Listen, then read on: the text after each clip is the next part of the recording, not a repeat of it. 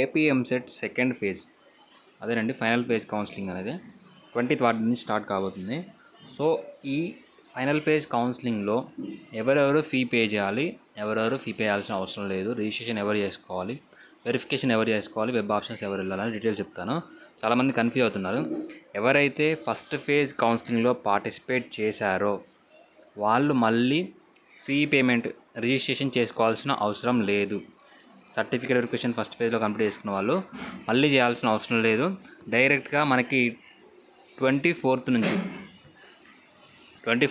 26th వరకు web options process start అవుతుంది. So first ఫేజ్లో ఆల్రెడీ పార్టిసిపేట్ చేసిన వాళ్ళు డైరెక్ట్గా వెబ్ ఆప్షన్స్కి వెళ్ళొచ్చు. ఏమైనా సర్టిఫికేట్స్లో ప్రాబ్లం ఉంటే, సర్టిఫికేట్కి సంబంధించి ఏమైనా డీటెయిల్స్ మిస్టేక్ ఉంటే వాటిని హెల్ప్లైన్ సెంటర్స్కి వెళ్ళి అప్డేట్ చేసుకోవచ్చు.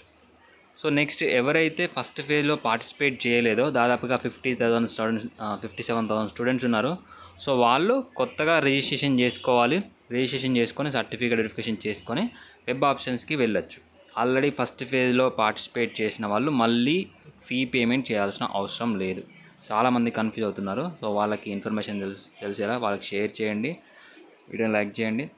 కౌన్సిలింగ్ కంప్లీట్ గైడెన్స్ గురించి డిస్క్రిప్షన్లో వాట్సాప్ నెంబర్ ఉంటుంది, కాంటాక్ట్ అవ్వచ్చు. అది కంప్లీట్గా పెయిడ్ గైడెన్స్. Thank you.